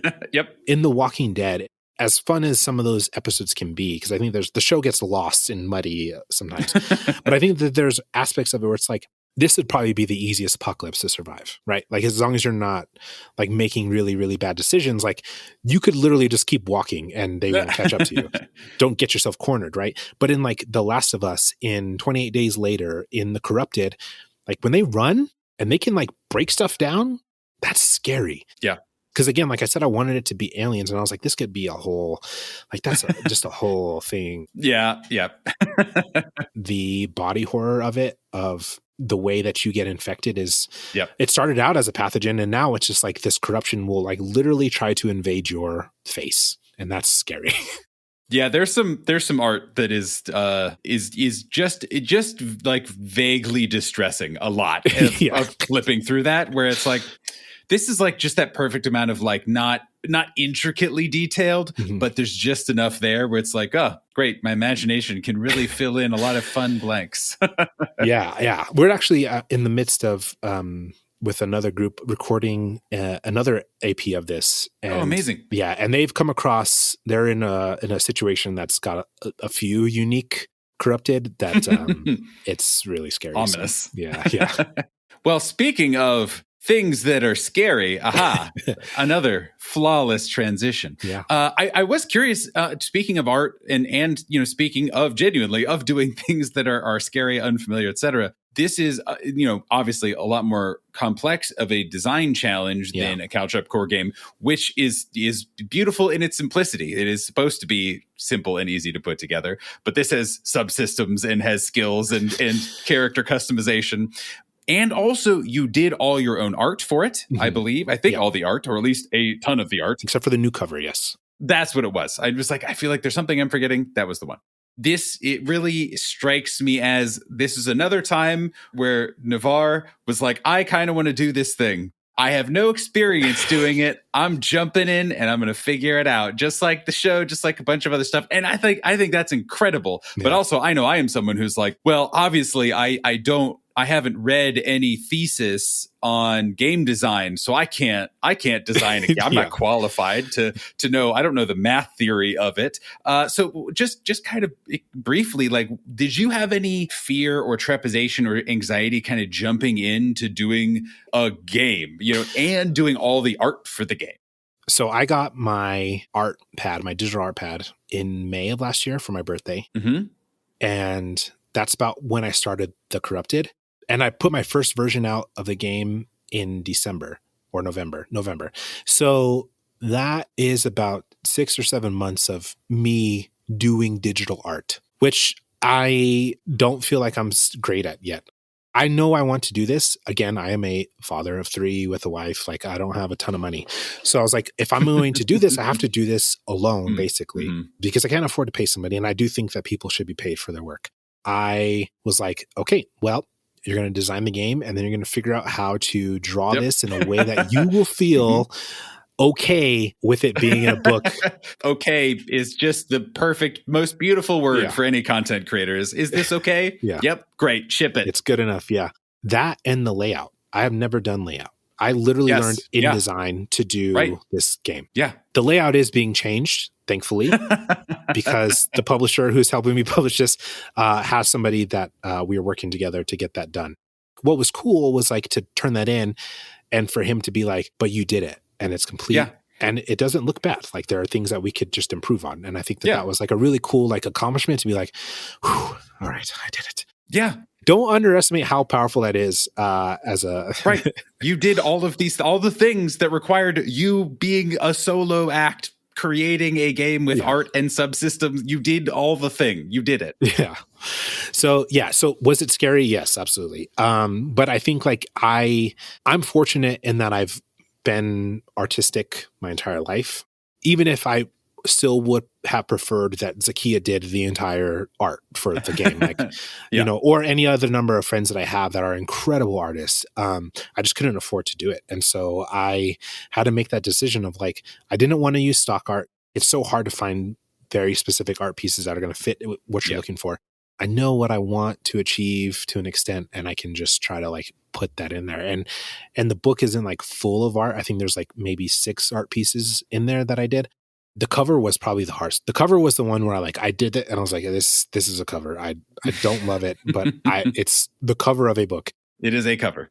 I knew immediately when I was making the game that I wanted Zakiya to be my artist for the cover. Go look at any of the artwork they did for Mayday Roleplay. It's so good. And I knew like, because this is in line sort of with the theme, like the very dark themes of Delta Green, I knew that they could hit the mark on this. After meeting Zakiya, I was like, you will be one of the first people I ever hire when I can afford to hire them. And so we figured it out after I published the game, and I used money that I got from the first run of publishing it on my own to pay them to do a new cover, and then got hooked up with Plus One EXP. It was sort of a kismet situation. Like I interviewed somebody and they were like, yeah, I know a person who can do this. And then Plus One EXP like put out a thing of like, hey, we're looking for people for February to print. And then I messaged, I was like, hey, I think my friend talked to you. Like this is the thing. And then like by Monday, I had the game out. I was able to send it to them.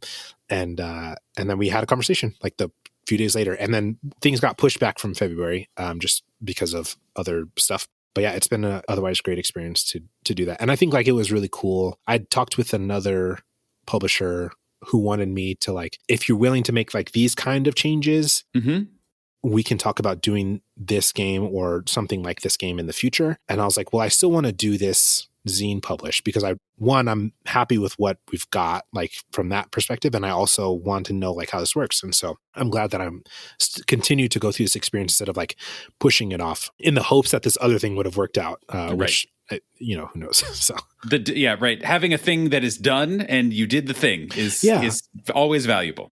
Anytime you make a game, like there's always going to be things like, I wish I would have added this little thing.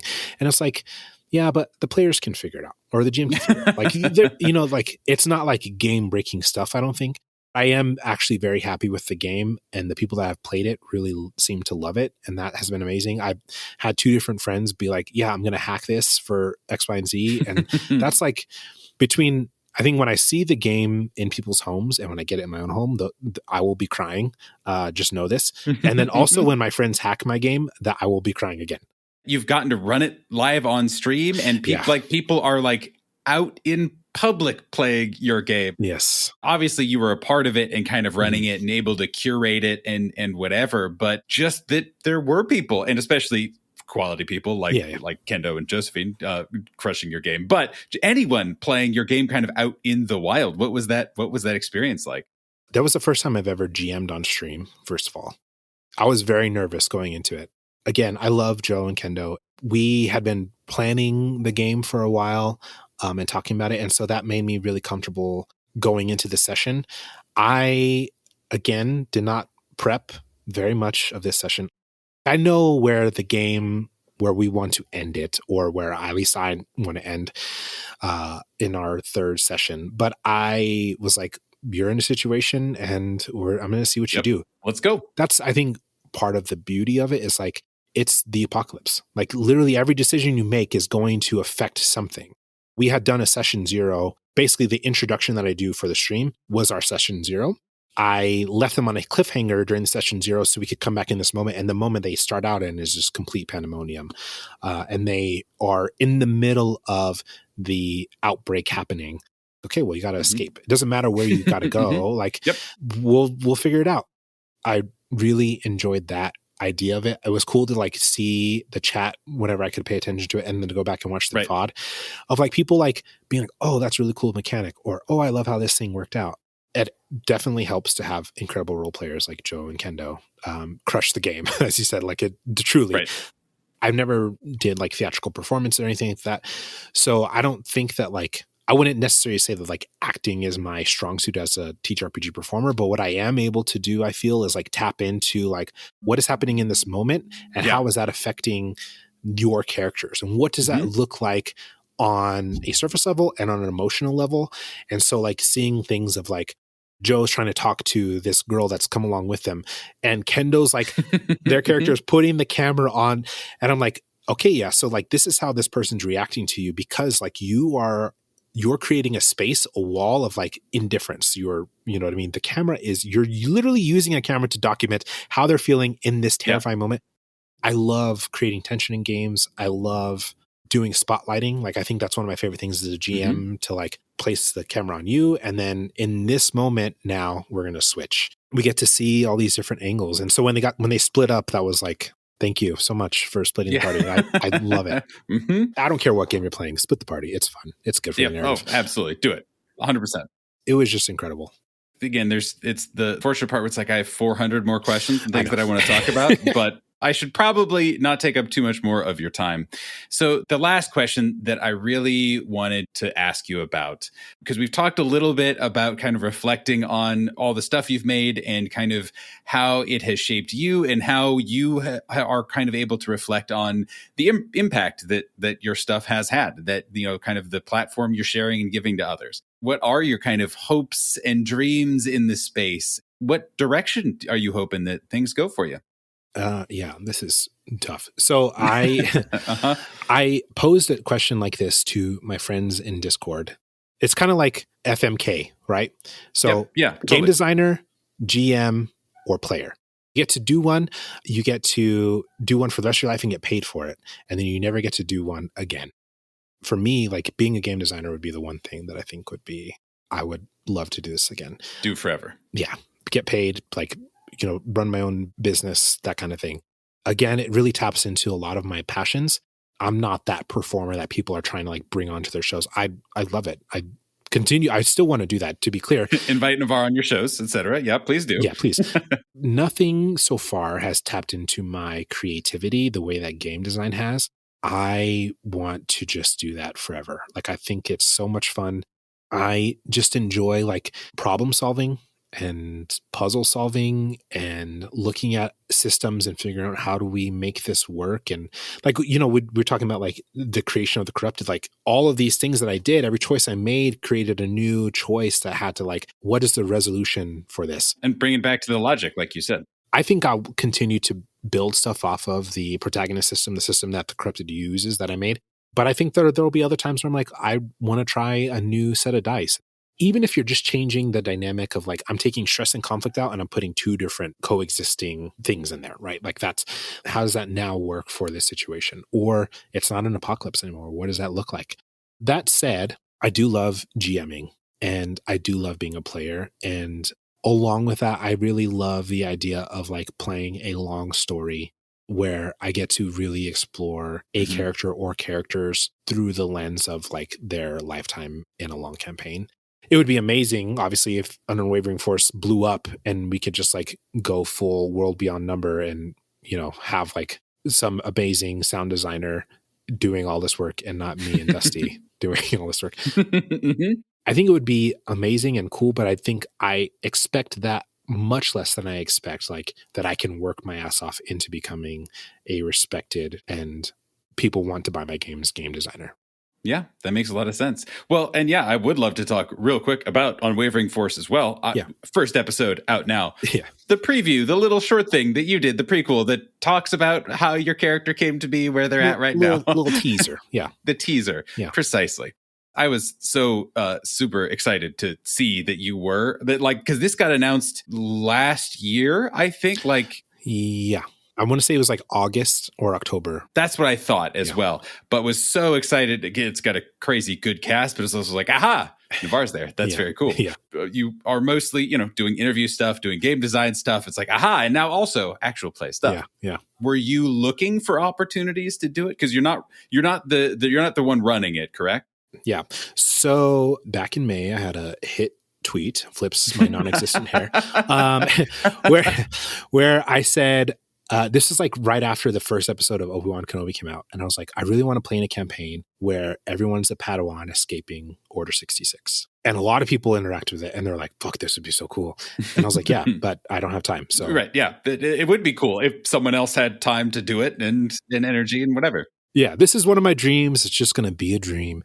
Just chatting with friends in a Discord. It was like a thing that just kept coming up. And I was like, this is the thing I really want to do. And then Dusty's like, look, I'll run this. And I was like, well, okay, but who's going to play?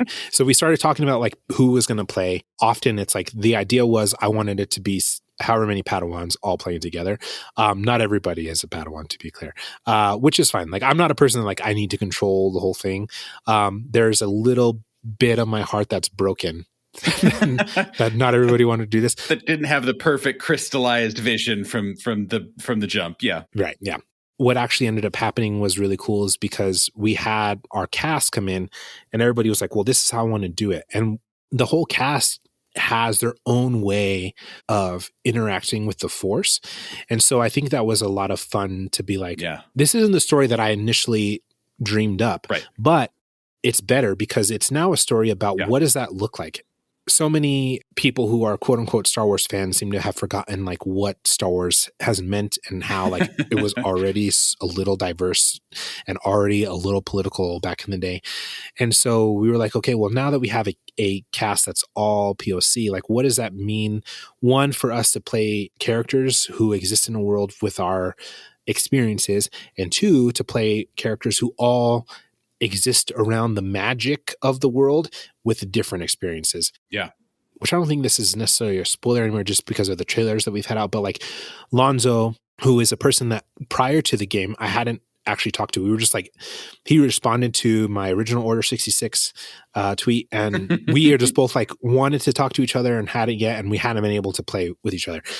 And so we were like, well, let's get one more person. And I was like, well, I think we should talk to Lonzo because Lonzo wants to do this. I'm excited to play with Lonzo.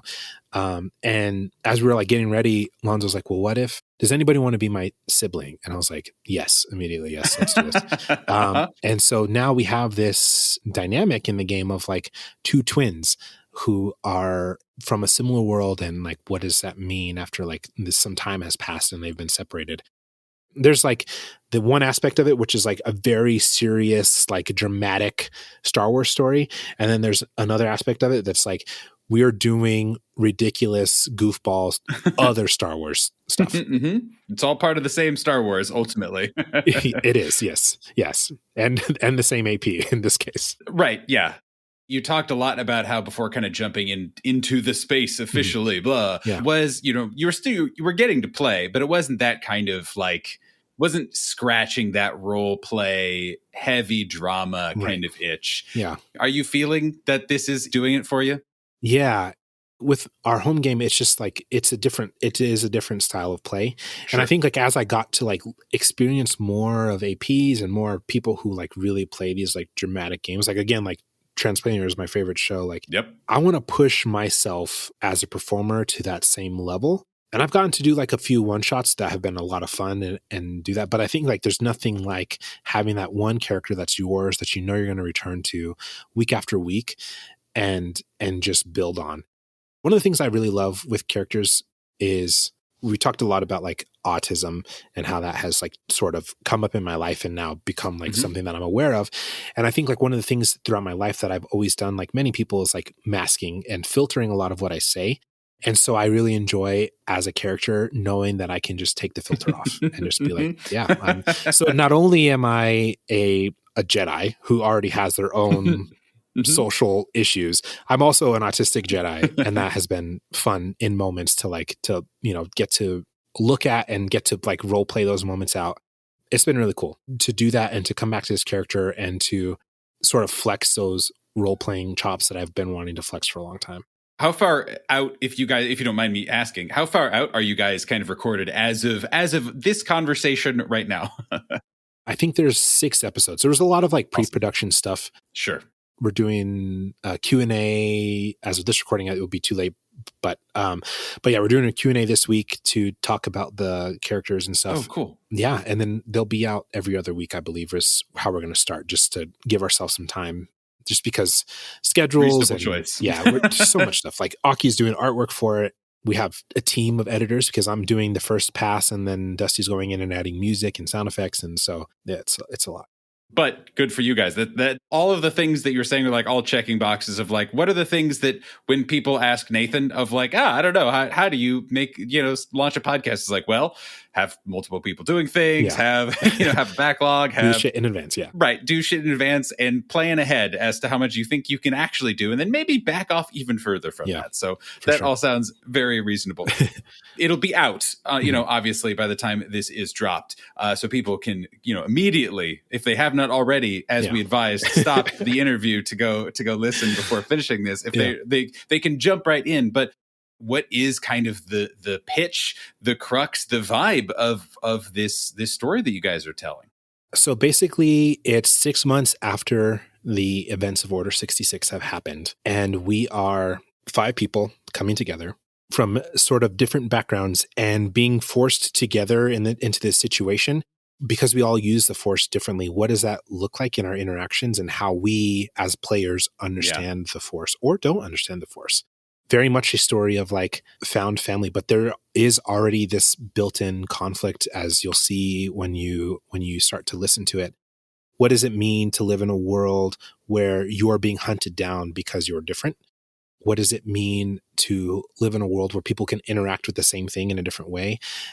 And how do we as players sort of deal with this world that is like the Empire, that is very much just fascism and sort of scary in the way that they can hunt you down and track you down and do all this stuff without anybody else like doing anything against them. For me, playing a character who's like had his whole life planned for him, and then all of that taken away, and being like one of the very few survivors of a very catastrophic event, and then being hit with this other emotional barrage of other things happening in his life. So Dusty is a brilliant GM who has thrown a lot of different things at us. We have guest people come on to do like different voices. Awesome. It's so cool that people have done it. It also sends all of us into a panic every time it happens because we're just like, we don't know until it's there and we're listening to it during the recording. We're like, oh my God, I can't believe you lent your voices. And so it's been a lot of fun. The biggest thing for us is, being able to tell this story as an all POC cast in a world that recently has not been very kind to POCs, I think is something that we really wanted to sort of tackle in our own way, as well as have a story about Star Wars through a different lens. And you guys are playing Pathfinder, is that correct? We are using, Pathfinder 2e with some 2e. mods. So obviously, because not all things work. So like we've Dusty like designed how the lightsabers work. We stylize many of our spells as Force spells. Yep. One of the really cool things is that we are all dual classed, which is a thing you can do in Pathfinder 2e, where I am a 4th level now, where I'm at, a 4th level ranger and a 4th level psychic at the same time, which it's so ridiculous. It's so absurd. But yeah, so what that means is that like I have all the spells, but I'm also good at fighting. the psychic class in Pathfinder 2e, it's like they built it to be like, this is you playing a Jedi. It's at least Jedi adjacent. Especially the spell. So it's like I can do a lot of like the push, pull, throw stuff, that kind of thing. And some mind manipulation stuff as well. I am super psyched to hear it. You're wearing a Star Wars shirt, I saw. So yes. I know. I did it. I wasn't going to point it out specifically, but it was for this. It was like, awesome. What comfy thing I'm going to wear? Yes, this is what I'm going to do. Yes. I am, super excited to listen to when it comes out. And are you doing just one episode drop for week 1? There will be two episodes. Okay. Yeah. You heard it here, everyone. Go check out the first 2 episodes. You heard it here first after you've already seen it on the feed. Yeah. Well, after you have paused and returned, you've confirmed now at the end of the interview that you did indeed listen to the 2 episodes of of Unwavering Force that were released in the first. Yeah. Exactly. I want to talk for 4 more hours. Yes. But we should not. For a lot of reasons, for life reasons mostly. Yeah. But we're not done, Navaar. It's not time to end the interview. We still have the hardest part of the interview. Literally the hardest part. The lightning round. Yes. Now, these are the same questions I give to everyone. And I give everyone the same kind of missives. There are no wrong answers, other than I guess like if you lied, but just this because that's a lame answer more than a wrong answer. But there you can answer it with 1 word. You can answer with a 5-minute long spiel. You can just pause, think, and say, I don't really have a good answer for that. And all are accepted. All are lovely. I will question none of it unless you say something fucking wild and is like, well, hold on, you can't just drop that. I will ask about that. But it is a judgment-free zone. Whatever is right, whatever comes to mind is reasonable. And if you need a moment to pause and consider, feel free to take it. Okay. Are you ready for the lightning round, Navaar? Sure. Yeah. This has caused me no end of anxiety, but yeah, go ahead. I understand, and I apologize, but not enough to not do it. Yeah, for sure. Question 1. Is your glass half full or half empty? The short answer is I'm cynical. And again, as we talked about earlier, very logical. So if I filled the glass all the way up and drank it, it would be half empty because I've emptied half of it. If, however, I needed to like take a pill or something, like medicine, don't be weird, people. And I would then fill the cup up halfway to drink it, right? And that at that point it would be half full. But I would never fill it beyond half full and then empty it and call it half full still because it's now been emptied. What excites you creatively, spiritually, and or emotionally? Tension, horror, post-apocalyptic stuff. I think Corrupted. Corrupted. I think the real answer is still like that tension in media, I think is amazing. Yeah. And then I think just in the general life, representation, I think both as a person, as a parent, as somebody who wants to see the world be better, especially when it comes to like my kids, like having representation from a ton of different places is really exciting for me. For them to see it, for me to go like, look, you can watch Sea Beast, like this little girl looks like you. I also get very excited for representation that has nothing to do with me, like Miss Marvel. I am neither Daisy or woman, and I'm still like, I'm so excited for what that show means for other people. So what does not excite you creatively, spiritually, and or emotionally? This one's tough because it's like the realist answer is like just things that are so boring. But I think like if I had to break it down, it would probably be sort of like the antithesis of that, like something that lacks representation, especially now. I generally don't even want to give it a chance. Like I watched recently, for the first time, the Hunger Games, the last 2 movies. I had never seen the Mockingjay Part 1 and 2 up until a few weeks ago. And by the end of the movie, it's so white. And I'm like, I just don't care anymore.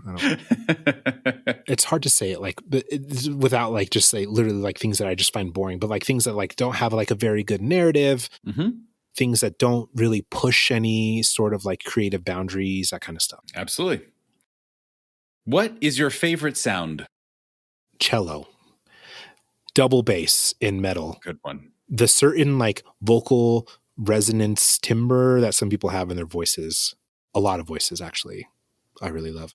Jennifer Hudson's voice singing. That's my favorite sound. Yeah, those are a few. I have a lot of favorite sounds. I love sound. So, what sound do you hate? So many. As many favorites. I have equal numbers that I hate. Yeah. Again, I remember Connie saying something similar, like the obvious, like metal against metal is fucking awful. I talked about this recently, but like sibilance, which is like the sound that we have, like when it hits a higher frequency, and editing that out is the worst thing in the world for me. Not because I don't want it out. It's because I have to listen to it to get it out. And then I notice it even when I've done as much as I can as an editor. There are certain like higher pitch things that I just can't do because my ears are sensitive and I don't like it. What is your favorite word? I don't know. I thought a lot about this one. And I feel like there's a word that I enjoy, which is cacophony, which is funny because I don't like a cacophony of sounds. But the word cacophony is fun to say. It's a good word. Yes. What is your least favorite word? It's sort of a non-word, but irregardless, because that's not the way you say that. And supposedly, because that's also not the way you say that. Like, I think like I've been trained to hate the word moist, but I don't care. Like, it's it doesn't do much for me. I just think of like, a rainforest or whatever. Like, it's just sponge, like, it's fine. Whatever. Yeah. So that one doesn't really bother me, but like, yeah, for sure. Those non-words, because I care so much about English. Yeah. The words that are not words. Yeah. What TTRPG monster, and monster being however an antagonistic thing with a stat block, have you not faced or run that you would love to? I really would love to get to a point in game where I could face down like a god or some kind of hell yeah, or like a demon lord or something like that. Like, I think that would be just dope. Yes. The other one is specifically the Pathfinder's version of the Cyclops that can just give itself a natural 20. Yes. I just think that's so cool. Yes. And fighting like giant things. Like, I love, like, as a GM, like describing scale. And like, I think about all the time, like, as I'm like, that house is like 40 feet high. Like, that's literally the size of a giant. Yeah. Or smaller than the size of a giant. And I think that that's a lot of fun to like imagine fighting. I was literally just doing that last night, just walking around, like looking up and being like, 25-foot creature. That's quite a bit. It's pretty big. That's a lot. Yeah. That's so much. Yeah. So yeah, those would be two things. What is your favorite adventure of all time? And again, it can be one you've written, could be a tabletop one, could even be 1999's classic The Mummy. It could be one you watched, one you've played in. Whatever your favorite adventure is, what is it? Okay. I was thinking specifically of TTRPG adventures, which I haven't played a ton of, but I just want to shout out the Strength of Thousands adventure path for Pathfinder 2e, which was written by all Black writers and in the Moing Expanse. And we're playing through it in our home game. Oh, cool. Basically, it's magical school without all the problematic bull stuff. A good version of it. Yeah. Yes. What are the good magical schools? Yeah. It focuses not only on like you learning as a student, but also you doing stuff for your community. And I think that's fucking so rad. I really enjoyed the first Dragon Age. I still feel like that's my favorite Dragon Age story. I'm one of those people who does not like the second Dragon Age. To me, it seems obvious, like, why would anybody like it? But I have a lot of friends who are like, no, Dragon Age 2 is the best one. And I'm like, if you say so, I don't want to argue about this. I love you. And the Mass Effect series. Yeah. I haven't played Andromeda, but specifically the first three, especially the first one, like that was massive, massive. Changed my brain about sci-fi for a while when I first played that. So. What is your favorite tabletop role-playing game character of all time? And again, it could be one that you played. It can be an NPC. It could be one of an AP you watched, whatever that means to you. Honestly, probably Honor, who is my character for an Unwavering Force, just because I get to spend so much time with him and build him into this like really badass kid. If not him, I created an NPC ranger for my first Pathfinder 2e game that I GM'd. And his name was Asim, and he was fucking so cool. He had an owl animal companion. And then I really loved the character I made for when I got to guest on Transplaner for the Shoot Your One Shot. Obi was his name, and he was awesome. That was the first time I got to play an investigator, I believe. Yeah, or whatever it's called in D&D. I don't play right. D&D, One of those. So, yeah. Final question: what gives you hope? What gives me hope? This is also tough too. I'll say this. I think what gives me hope is that there are so many young people, despite like the world that we live in today, without getting too political, is awful in so many ways. Sometimes you can get as political as you want to. The world sucks a little bit, or a lot of it. But I think what I am finding hope in is that there are so many young people who are growing up who at a younger age are able to know themselves a little bit better and accept themselves a little bit better and have people around them who also know and accept them. And I think that that's important because when we grow up repressing things about ourselves or living in a way that is masked or code switched or just like doing everything we can to survive, we don't get to realize a lot of really wonderful things about ourselves and how wonderful we are. And so I think that seeing more people who are younger, who are doing this gives me hope so that not everybody has to be 30 years old before you get to live your best life. Yep, absolutely. So I think that's important.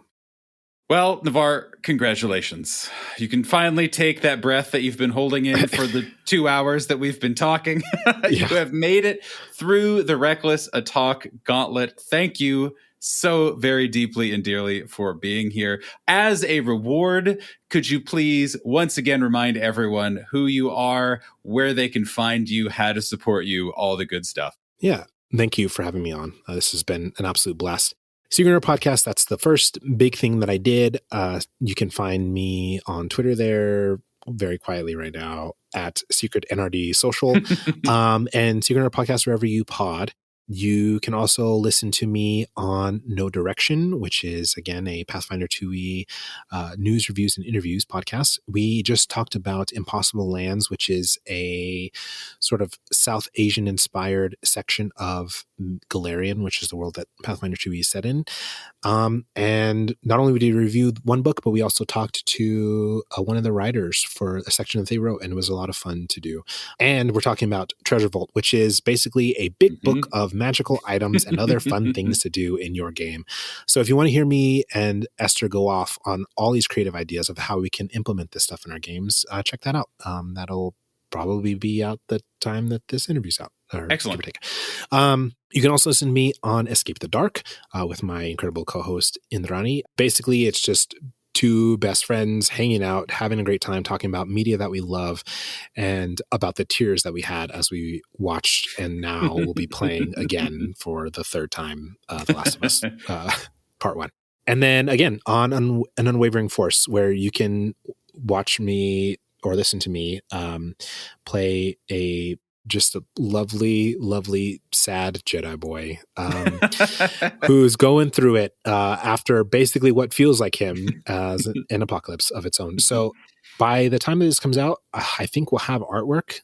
Go look at it. Ooh. Honor is ridiculous. It's ridiculous. All of the characters are ridiculous. But like, obviously, he has a special place in my heart because it's my character. And Aki is an incredible artist. Yes, so correct. Yeah. So check it all out. What else? Oh, The Corrupted. Yeah. Go check that out too.